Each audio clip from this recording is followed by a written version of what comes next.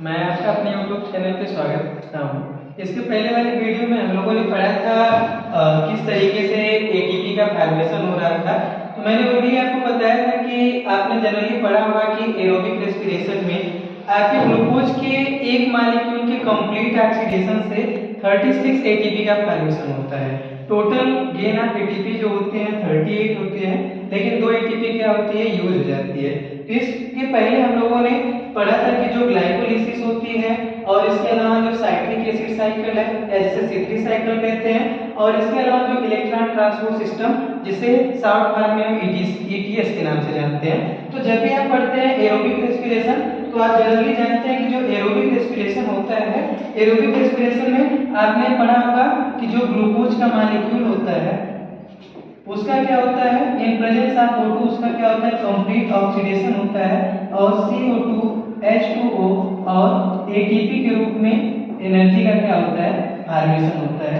Generally आपने जब भी एरोबिक रेस्पिरेशन पढ़ा होगा तो आप ये जानते हैं कि जब कंप्लीट ऑक्सीडेशन होता है ग्लूकोज का, क्योंकि हम जो भी भोजन होता है उसे ग्लूकोज के रूप में लेते हैं, और O2 की उपस्थिति में जो ग्लूकोज होता है उसका ब्रेकडाउन होता है, और ब्रेकडाउन होने के बाद कार्बन डाइऑक्साइड, जल और एटीपी का क्या होता है, फॉर्मेशन होता है। तो इसे तो हमने कई बार और कई रिएक्शंस में पढ़ा है कि जो ग्लूकोज होता है उसका ब्रेकडाउन होता है और एटीपी का फॉर्मेशन होता है।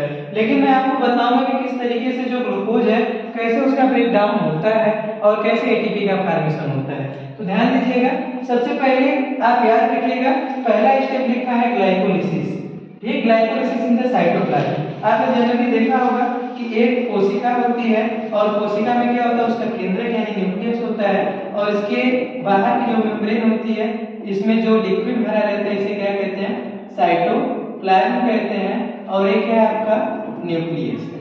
ठीक, और इस साइटोप्लाज्म में कई सारे सेल ऑर्गेनेल्स होते हैं जिनमें की एक मुख्य सेल ऑर्गेनेल्स जो है माइटोकॉन्ड्रिया। तो इसका मैं आपको यूज बताऊंगा माइटोकॉन्ड्रिया के बारे में, इसलिए मैंने यहाँ पे इसको बताना जरूरी समझा।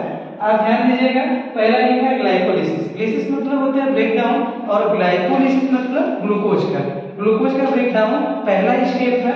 तो जो ग्लूकोज का ब्रेकडाउन होना है वो कहाँ होगा, इन साइटोप्लाज्म। और मैंने बताया कि साइटोप्लाज्म कहाँ है, ये जो आपका लिक्विड सबस्टेंस है सेल में वो साइटोप्लाज्म है। अब यहाँ पे देखेंगे ग्लाइकोलिसिस में यहाँ लिखा है ग्लूकोज 6 कार्बन का मॉलिक्यूल होता है, तो मैंने आपको पहले ही बता दिया था C6H12 और O6। तो आप देख रहे हैं कि एक प्रक्रिया साइटोप्लाज्म में होनी है, ग्लूकोज 6 कार्बन का मॉलिक्यूल है, और ये 6 कार्बन का मॉलिक्यूल आप जानते हैं ग्लूकोज का ये आइसोमर क्या है, फ्रक्टोज यहाँ पे, तो ग्लूकोज 6 फास्फेट। उसके बाद जो ग्लूकोज 6 फास्फेट है वो बदलेगा आपका फ्रक्टोज 6 फास्फेट में। इसके अलावा आप इस साइड में देखेंगे तो एटीपी और NADPH का फॉर्मेशन हो रहा होगा।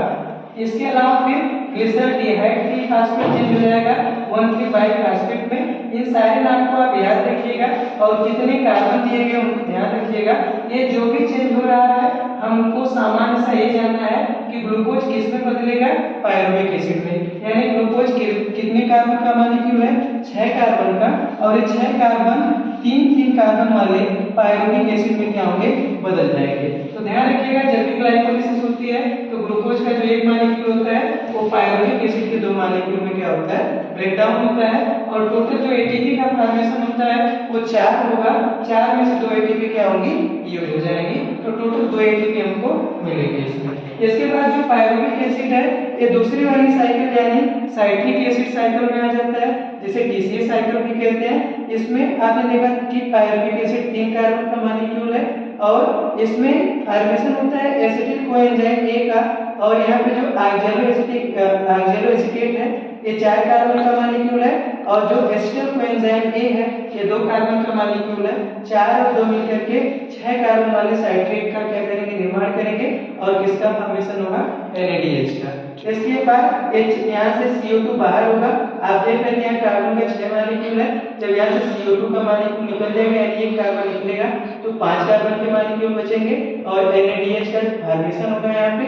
फिर यहाँ से 5 कार्बन में से एक CO2 निकलेगा और सक्सिनिक एसिड का फॉर्मेशन होगा जो कि 4 कार्बन वाले मॉलिक्यूल है, और बाद में सक्सिनिक एसिड क्यूमरेट में बदल जाएगा और NADH का फॉर्मेशन होगा, और फिर से ऑक्सैलो एसीटेट का फॉर्मेशन होगा, और ये साइकिल बार-बार क्या होती है, रन करती रहती है। और ध्यान दीजिएगा यहाँ पे मैंने बताया 2 एटीपी का फॉर्मेशन होता है, ठीक उसी तरीके से आगे भी भी 2 एटीपी का ही फॉर्मेशन होना है, लेकिन इसमें जो भी मॉलिक्यूल बनते हैं जैसे NADH2 और FADH2 किस में बनेंगे आपके साइक्लिक एसिड साइकिल में, और NADH2 से 3 एटीपी के मॉलिक्यूल का फॉर्मेशन होता है और FADH2 से 2 एटीपी के मॉलिक्यूल का फॉर्मेशन होना है।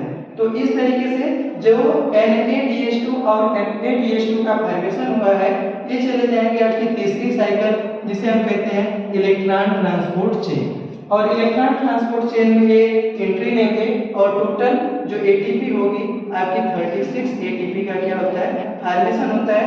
जहां जहां एटीपी NADPH और FADH लिखा हुआ है आप सिमिलरली काउंट कर सकते हैं।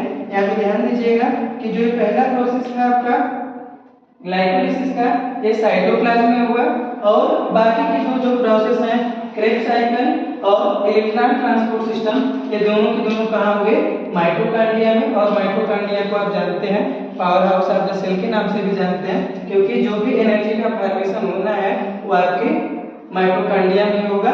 जो आपका क्रेब्स साइकिल है वो माइटोकॉन्ड्रिया के मैट्रिक्स भाग में, जबकि जो इलेक्ट्रॉन ट्रांसपोर्ट सिस्टम होता है ये आपकी इनर मेम्ब्रेन ऑफ माइटोकॉन्ड्रिया में होता है। और इस तरीके से ग्लूकोज के एक कंप्लीट ग्लूकोज के एक मॉलिक्यूल के कंप्लीट ऑक्सीडेशन से 8 एटीपी का फॉर्मेशन होता है, लेकिन 2 एटीपी यूज हो जाती है। अगर आपको इसके बारे में पूरा डिटेल व्यू लेना है मैंने शॉर्ट में बताया, और आप देखेंगे तो मैंने हर एक साइकिल को डिटेल में कि किस तरीके से कब किसका फॉर्मेशन होता है इसे डिटेल में बता चुका हूँ।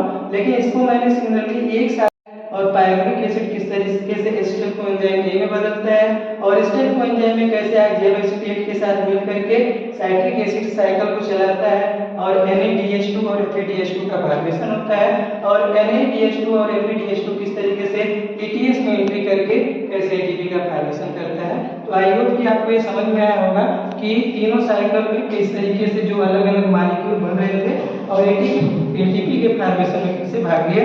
अगर आपको डिटेल देखना है तो मेरे चैनल पे अपलोड है, आप आसानी से जाकर के ग्लाइकोलाइसिस के अलग अलग स्टेप को, इसी तरीके से क्रेब्स साइकिल के अलग अलग स्टेप को, और साथ ही साथ आप इलेक्ट्रॉन ट्रांसपोर्ट सिस्टम के अलग अलग स्टेप को देख सकते हैं। मिलते हैं अगली वीडियो में, तब तक के लिए धन्यवाद।